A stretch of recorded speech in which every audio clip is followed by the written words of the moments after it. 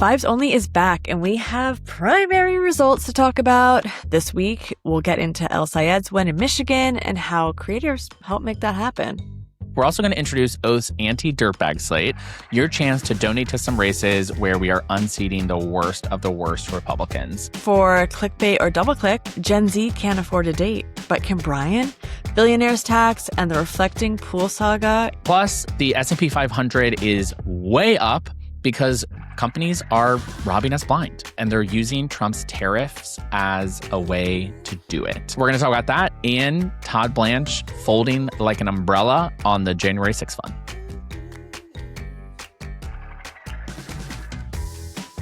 Glennis, I hope you brought some coffee. Got it right here, Brian. Hot coffee. There's no good soundbite with hot coffee. It's just like blurp, blurp. As you know, I'm on the road. I'm in Texas, and I thought I could handle the heat. No, I cannot. Texas in August is a different type of beast, and the restaurant isn't open yet, so the only thing that I had available to myself was hot coffee. So do I have my coffee? Yes. Is it hot? Yes. Am I in Texas? Yes. But we have a lot to talk about. Yeah, let's get into it right away. We got election results to break down for y'all. Okay, Brian, you're the guy for this. But my too long didn't read as after skimming the news this morning is everyone kind of got what they wanted? Or did no one get what they wanted? Okay, let's talk about it. All right. So the banner headline race last night, of course, is the Michigan Senate primary for Democrats. This is Haley Stevens versus Abdul El-Sayed. We've talked about it on the podcast before. The most high profile progressive versus center battle of the entire cycle. It ended up being super close. If you looked at bad polling heading into the race, Abdul was up by like 10 to 13 points. Some decent polls, but a lot of bad polling. I gave a briefing in the 2 weeks before the election saying that he was 2 to 3 points up was our average of the really high quality polls. And so it was not super far off from that. Right now, I think the margin stands at like 1 to 1.5%. Yeah. And he's been called the winner by NBC, but nobody else yet. Not Decision Desk? Decision Desk does NBC now. So I didn't know that. That's like one and the same. Wait, maybe I did know that. Sorry. Okay. So it's legit. What does it mean? It means that we have a really tough general in November. He's up against Mike Rogers. Michigan, to me, doesn't scream super, super blue. So I guess now we have a real, as the Democratic Party with Abdul El-Sayed as the candidate, a real messaging and narrative opportunity to land his policies to the Michigan population at large. The more liberal progressive wing of the party is thrilled. Yeah. So first of all, just according to the math, Michigan is a must win if Democrats want any shot at flipping the Senate. I think we have, as of right now, the best shot that we've had at flipping the Senate all cycle. That is still a lower probability than anyone would care to admit. That's why the House is so important. The stakes are very high. I don't want to downplay the stakes. And you are correct that available data tells us that El-Sayed is going to have a harder time winning the general election than Haley Stevens. In the environment that we're in, where Dems are up by anywhere from 6 to 8 on a generic ballot, that might not matter all that much. He might win despite those challenges or that extra hurdle. But even if he does, it's by no means a guarantee that Dems are flipping the Senate. Let's talk about more election results, and then we'll bring it back to like higher level progressive versus moderate stuff. Does that work? Yeah. Cori Bush defeated again. I was looking at the money on this one, Brian. It was $8.4 million spent on this race. 7.2 of it was spent for Wesley Bell. That's an uphill battle, truly. So that means, Cori had such a small amount of money versus her opponent. But this was the opposite result in terms of what the progressive wing of the party was looking for in Missouri. Yeah. Outside of the Michigan Senate primary, progressives had really mixed results. They won in Michigan's 7th congressional district, where there were 2 moderates and 1 progressive running. Will Lawrence, one of the co-founders of Sunrise Movement, emerged victorious, even though the moderates combined had a larger percent of the vote. They also seem poised to win in Donavan McKinney's race. I think that's Michigan 13, which is a bluer district, but was someone who campaigned really heavily with El-Sayed. So overall, solid night, but not overwhelming, I think, for progressives in Michigan. Outside of that, more mixed results. In Virginia, moderates swept all of the relatively competitive House primaries there. As you noted, in Missouri, Wesley Bell beat Cori Bush. There was more of a mixed result overall. I think that what this does is it sets up the experiment that we've sort of all been looking for. Progressives are feeling a lot of energy and momentum after both 2025, Mamdani, and 2026 primaries around the country. And this is time to put up or shut up. It is general election time. We still have a few primaries to go. Wisconsin and Minnesota being probably the most important. Really, when the rubber meets the road is the general election, because winning primaries means little to nothing if you cannot win generals. So to your point, what we know so far says that Abdul El-Sayed is going to have a potentially challenging general election. But that's what people thought about Mamdani as well. And they were wrong. I was wrong. Like, that was like one of my big misses, right? He immediately consolidated support and cleared the general. So that's a big test. But if you are on the left or identify as further to the left, you should be booking a frickin' plane ticket right now to go knock doors for Will Lawrence. Will Lawrence, Randy Villegas in California, Matt Dunlap in Maine. These are going to be the test as to whether people believe that progressives have a path in 2028, whether we're talking about the presidential or congressional races. There actually haven't been any districts flipped from red to blue by a left-wing populist candidate since 2016, whereas there have been dozens flipped and reflipped and flipped again by moderate candidates. That's just what the historical trend is. If progressives want the control over the party that they're aiming for, then they have to prove that they can win purple places. And so this is the ultimate test. And there will be no excuses or they spent this money or they rigged this. Like, there's none of that. It's literally just win and prove it or lose and shut up. Yeah, lose and go away. I have some questions for you about Trump, because it looks like his endorsements across the board, they won. What does that mean? I'm just looking at these results here. John James, Ty Masterson, Rick Bratton, Amanda McKinney, John Braun. There were really no Trump losers last night. So this is hard for me to reconcile with, because you see what's happening on Capitol Hill, which we should talk about also, with Todd Blanche, and now it appears that he will in fact get confirmed. Is the Republican Party simply just Donald Trump saying, this is who I appoint as the candidate? Yes. I mean, the Republicans have lost any sense of identity. They're this weird mashup of MAGA and conservative warmongering and billionaire economic policy. So when you don't have any guiding philosophy, then what else can you do other than just look to what Donald Trump says? The sort of cult of personality that he's developed means that he dictates, when it comes to Republican on Republican crime, like who the good guys and bad guys are.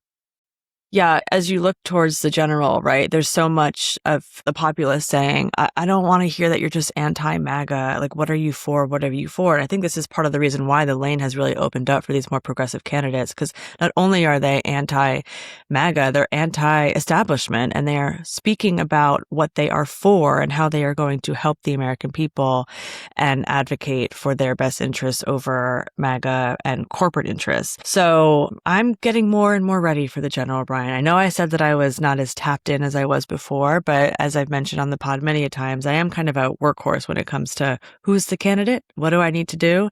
So now that more and more candidates are getting locked in post-primary, the narrative and messaging begins. And the door knocking, to your point. And if you can't afford a plane ticket, the power of your digital media is real. Do relational organizing. Text your friends and family that live in these key states and get to organizing for these candidates. Well, let's talk about who can afford a plane ticket, because I think that's the unspoken part of the progressive surge that's going on in Democratic primaries. Whether we're talking about Mamdani or Kuros or Lander or Abdul El-Sayed, Mm-hmm. they're doing really well with high-income white voters. Like, that is who the base for these candidates is. And although the politics themselves are much more about like a working class, empowering labor mentality, the places that these campaigns are excelling are wealthy, are like doing much better than the average American right now. And so that is a bit of a problem or paradox, at least for some of these candidates, because they have to figure out how to do well with working class, particularly Black voters in the Democratic Party in order to have a winning coalition in November. That's kind of where I'm like, well, a lot of the Abdul El-Sayed people can afford a plane ticket actually to fly to Michigan or go campaign for Will Lawrence. A big portion of that coalition actually isn't necessarily directly impacted by the types of economic policies that they're building campaigns around. And that doesn't mean that they're wrong, right? It doesn't mean that the values aren't real or anything like that. But it is a electoral reality of the returns that we're seeing. If you go look at heavily Black or heavily lower income voting precincts in Michigan, you will see that Haley Stevens did better. I want to talk about this at a later date, but I'm just like, I don't know if you saw the creator house that Abdul El-Sayed had the day before the election, where he spent about 3 hours with a bunch of primarily out-of-state creators promoting his campaign. ... That I actually didn't have as much of a problem with as you might expect, given what I just said, because what Abdul understands is winning campaigns is about controlling attention. He gave this incredible interview. I hope that we can find a clip and add it in here. You know, there's one other guy that you've campaigned with that has raised eyebrows, Hasan Piker. His eyebrows went up. Did you guys see that? Was campaigning with him a good idea? He has a 3 million person platform, and there are things that Hasan and I disagree with, and there are things that he and I agree with. On the question of whether or not we should be guaranteeing people health care or sending our money abroad to drop bombs on other people, we agree. I think we should be providing health care here. He gave this incredible interview about how the drama over Hasan Piker campaigning for him was so helpful to his campaign, that every major news outlet for days and days on end had his name in their mouth and had people saying, who is that? What is he about? And all he was saying in response, everywhere they looked, I want to get money out of politics, get money in your pocket, and pass Medicare for all. Like those are the only three things that he wanted to talk about. Money out of politics, money in your pocket, Medicare for all. Yeah. Message discipline. He gets that in order to be relevant in 2026, you need to be able to break through a scrolling environment. And he gets people to stop scrolling. Haley Stevens couldn't pay people to stop scrolling. I'm sorry, that's just like true. Whether you like her politics or not, the only time that she did have any kind of breakthrough moment, it was her being cringe enough that her haters made it viral. Picked it up. Right? Yeah, like no, it was an sure. attempted attack on her, if people are forgetting, and a little bit of stick it to them with a little bit of enthusiasm, like her like. It wasn't good. I don't disagree. No, but it worked for her. No, it worked for her though. Like, that's what I'm saying. What people need to understand is that having people attack you is helpful in 2026. Abdul El-Sayed understood that and worked that to his advantage. In the attention economy, 100%. I think the criticism of the Creator House a day before the election was, where are the more state-based creators, the state-based digital profiles that would be amplifying his campaign? This is my whole job, is getting national attention on campaigns and narratives and stories. I think he is excellent at that. There could be a horseshoe effect with some candidates of, if you're putting too much energy into the national attention economy, at what point do you potentially ostracize online voters in your state or district? We're going to see a lot of it. So we're only going to learn more towards November. Yes, we are. Brian, I want to pivot, and I don't want to ask you for the Oath Candidate of the Week. You have a new slate that I think is very smart and effective. Not even issues based, it's character based. It's called your Defeat the Dirtbag slate. Because of the year 2026 and our electeds, there's a lot of them that we need to defeat. One of them defeated himself. Chuck Edwards, North Carolina 11. He, at 3:32 this morning, I don't know what he was doing at 3:30 in the morning, but he said, I'm out. For those who don't know, Chuck Edwards was being censured by the House for inappropriate advances towards young female staffers. Did you read any of this that was in the report? Yeah. Yes, It's crazy. outrageous.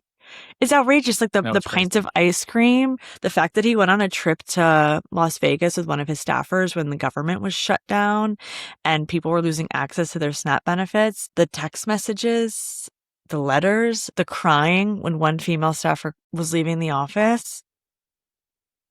He's not well. He's such a creep. He's such a creep. And he's one of many, right? That's sort of the point of the Slate, is to really point out there's all this news coverage day in and day out, week after week, over DSA candidates. This person posted this on Twitter in 2020. This person said this thing to their friend when they were in college, or wrote this op-ed. Meanwhile, the media is virtually ignoring, up until the last 10 days, the crop of candidates and electeds that Republicans are working with, who abuse their wives and children, who are accused of criminal activity like fraud and sexual assault. There are all kinds of what we would say dirtbags. There are all kinds of dirtbags running as Republicans this cycle, and we just wanted to call that out and highlight the really awesome Democratic candidates running against them. By now, people have definitely heard more about Max Miller. We talked about it. It is exploding. It's a huge thing. Wasn't he supposed to resign by now? Here's the thing. We're political animals up in here. We don't want him to resign. I don't want him to resign. I want him to run. Mm-hmm. And I want to beat his ass with Brian Poindexter in Ohio. And Chuck Edwards, I'm not sad to see him go, because we're now going to be less competitive. That's rough in that general. Jamie Ager running in NC11 against Chuck Edwards had an amazing shot at flipping that deep red. That's a red ass district, y'all. That is a Trump district. And we were about to flip it. And now Republicans are going to pick somebody else to do it. It's unclear who they pick. So we'll see. But probably somebody better, more electable. Yeah. Than the guy handing out pink guns. Right. The personalized guns to his staffers. Insanity.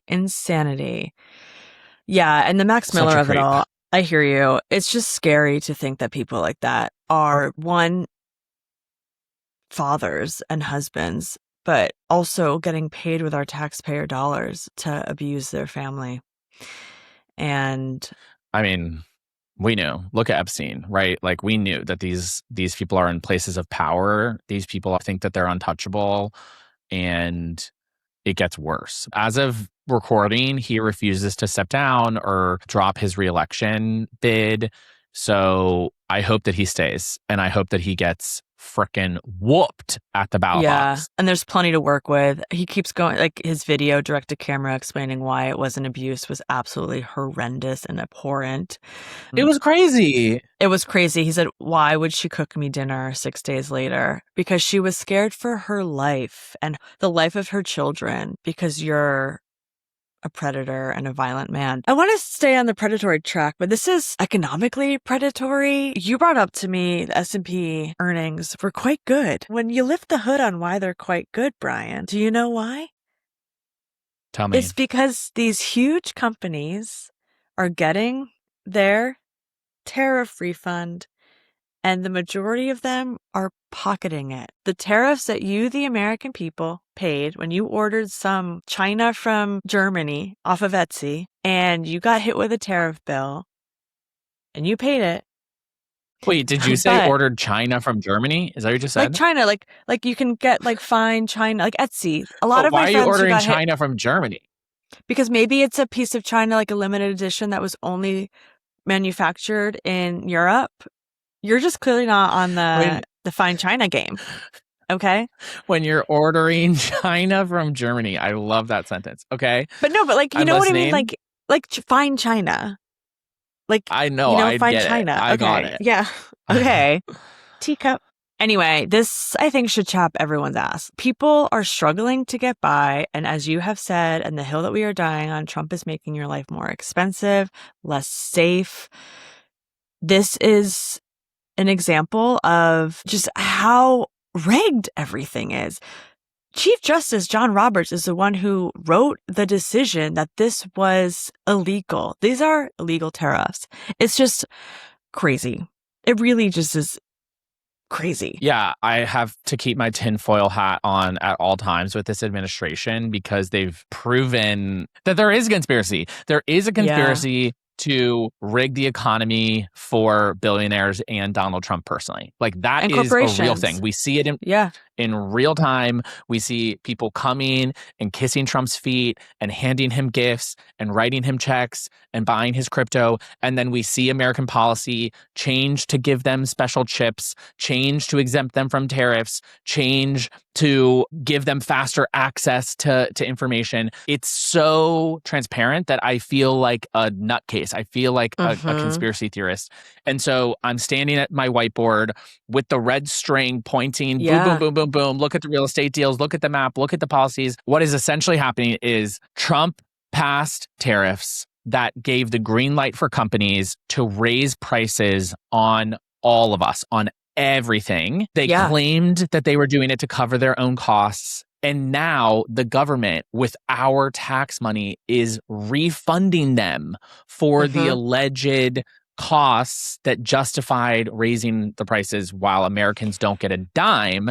And while S&P 500 companies report a 50% increase in profit year over year. It is absurd. It's the biggest financial crime that's happened in generations. Like this is like Enron, but every single company. It's insane. Yeah. The average American household will have to have paid $900 to $1,200 on tariffs. Money that you're not going to get back. I'm just looking at some of these numbers. Nike, their entire quarter was saved because they got a $986 million tariff refund. Okay? It's crazy. Ford got a $1.3 billion tariff refund. Americans, we paid $166 billion in tariffs. Where's our refund? Where is our refund? I want a check. I want my refund check in January 2029. I do want to shout out FedEx. They're returning $800 million to shippers. BJ's did cut grocery prices when they got $20 million back. They said, okay, we're going to reduce grocery prices. And apparently Walmart and Costco are saying they're going to do some rollbacks, but let's see. But the tariffs went away, those tariffs, right? There are like different tariffs now. But those tariffs went away forever ago. That's like old news. And so I'm kind of like, all right, we can debate the refunds for the price hikes that you did last year, but where are the price drops? Because you're no longer facing the tariff. Like you're not paying the tariffs that you were paying last year at this time.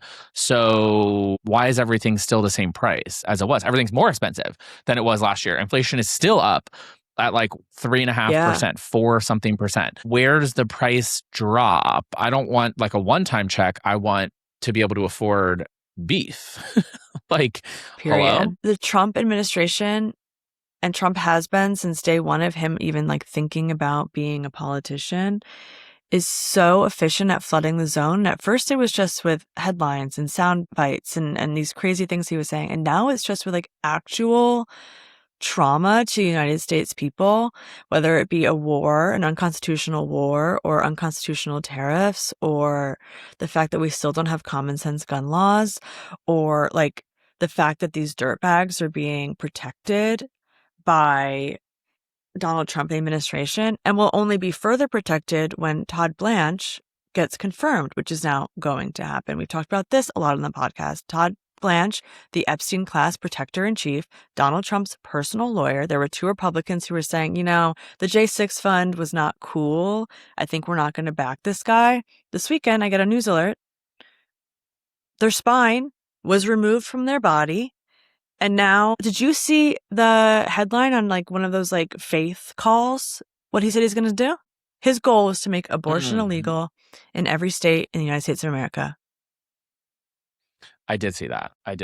It's not a surprise. It sounds like Susan Collins is voting no, Mitch McConnell's voting I'm dead, and every other Republican's probably voting yes, which is enough to get him through, which should happen within a day or two. It's not shocking because once you've voted for Pete Hegseth for Secretary of Defense, like what bar is there anymore, right? We have a drunk news anchor running our military. Like what's a personal attorney for AG? Like he's passed the bar. You know what I mean?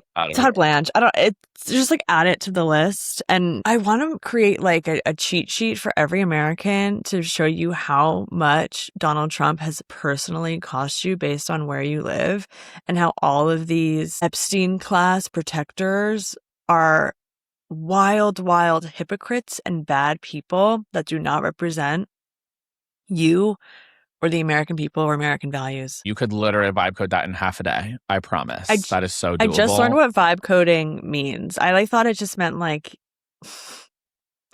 It's coding, but with natural language. You literally just say, build me a landing page that has an image of Donald Trump on a toilet on the left side and a list of everything he did to cost average Americans money on the right side. And it would just do it immediately, and it would just create a new website. It's crazy. I do it all the time. I've vibe coded many things. I have a dashboard that I use that allows me to filter any race in the country, federal or state, by margin of the race in 2024, 2022, by how much money the candidate has, the Democrat, the Republican, by our rating of the race, somebody else's rating of the race, just anything. And I can drill down. It has a map. It's super interactive. I'll send you it.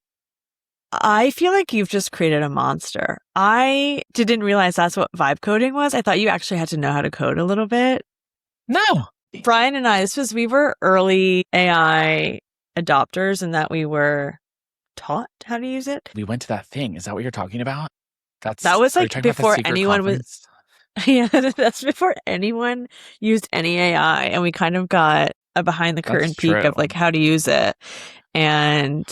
I found it. The person who organized that, I still tell them to this day. I think that was one of the more transformative like weekends in how I work, because I learned so much, and I think it was like an exceptional use of that organization's time, energy, and resources. But this is such a sketchy conversation. Okay, clickbait or double click? Oh yeah, let's do that. All right, Glennis, with as many headlines as we have to parse through every day, we got to help people out with some clickbait or double click. First headline, New York Times. Gen Z can't afford a first date. Rising costs are officially impeding dating because of the financial strain, where over half of unmarried adults report that a lack of money is their biggest barrier to dating. I could go both ways, because one, you can do the whole framing of Republicans, put families first and have people procreate and, have these lives together, or to be married or whatever. And the economic reality of being a young American is stopping people from doing that, whether it be buying a house, thinking about retirement, all of these things. And then part of me is like, it's clickbait. You can go to Central Park. You can go for a walk. You can get a coffee. You can brew the coffee at home and go for a walk.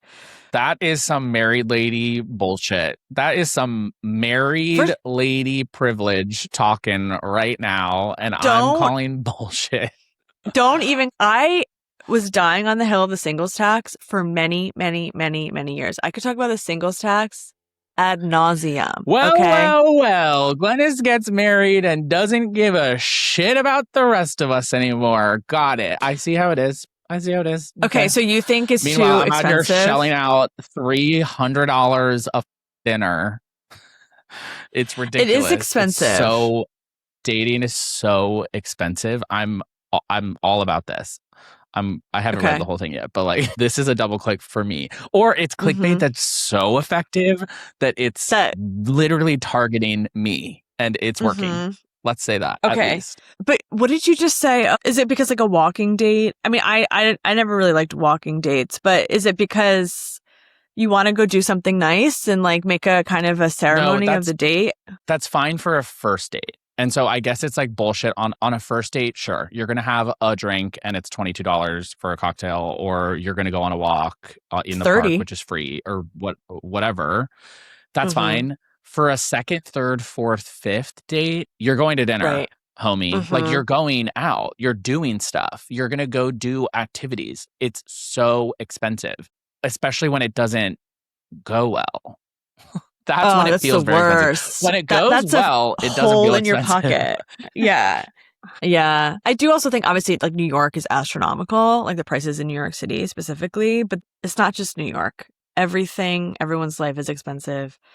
If you're trying to order some china from Germany for your sweetheart and it's costing you extra money because of the tariffs. I also just saw this whole man on the street thing, which obviously is empirical scientific data, about how Gen Z is very anti-splitting the bill too. And maybe that's just like where the culture is generally. I'm very anti-splitting the bill. I never want to split a bill. That's like one of my hot takes. I'm like, you're going to get it or I'm going to get it. But Right. that also makes it way more expensive, obviously. Yeah, because you're paying for two. And what if someone's having like 3 glasses of wine and you're like, yeah. Oh my God, did I tell you about that time that I went on a date and the guy had 4 glasses of wine while I had 1 drink and then I paid? And it was horrible. It was a setup. Ooh. I'll tell you about it another time. It was so bad. Just buy the bottle, dude. Just What? like be real. Buy the bottle. Say, I'm gonna have outrageous. a bottle. It was. Okay, you go. Yeah. Okay. California Democrats support billionaire tax. Infighting lingers. This is the New York Times again. So, what do you think about that? Okay. Clickbait.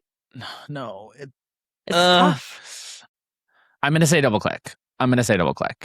I have said before that I think that it's a bad state level policy. That this, in general, I'm very pro state level legislation, state level regulation. We have to make progress where we can. For big wealth based tax policy, I think that federal is the solution. And so I'm a little bit frustrated by that. But I've done polls on it on my Instagram and stuff. Democrats are broadly so on board with anything to try to make billionaires pay their fair share. So with that in mind, I would say double click. Yeah, I agree. We have to continuously call out billionaires and expose their tax profiles and do the math for people to show how little they actually pay. Okay, last one. Prosecutor in D.C., Pirro, moves to dismiss reflecting pool cases after acknowledging in court that it was shoddy construction, not vandalism, that caused the reflecting pool to die. I think the reflecting pool is emblematic of like everything that's wrong with the Trump administration. The fact that there was like only 1 bid on the job. Again, I'll reiterate, it is like the rule of the government. You have to get 3 bids on any project to get the fairest price for the American people who are paying for it. This is stupid. Trump is stupid. Trump's even now saying like, no, did he do the best job? No. But this is Jeanine Pirro, that psycho Fox News lady. We definitely don't with her.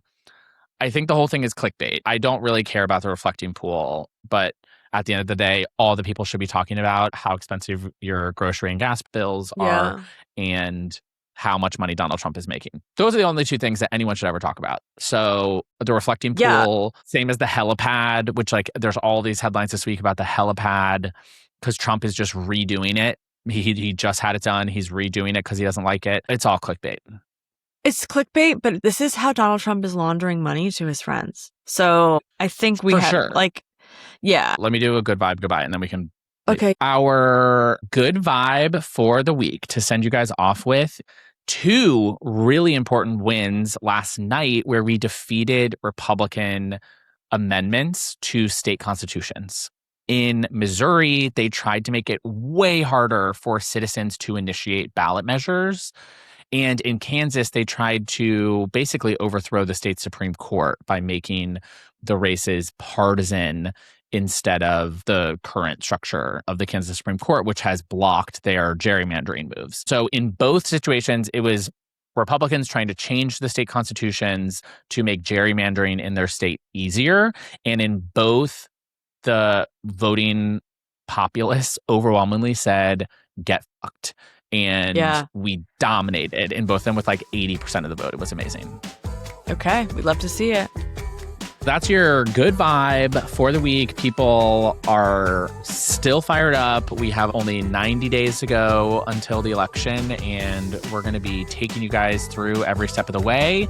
Please make sure to review wherever you get your podcasts. We'll be back here same time, same place next week to talk about more elections. See you then.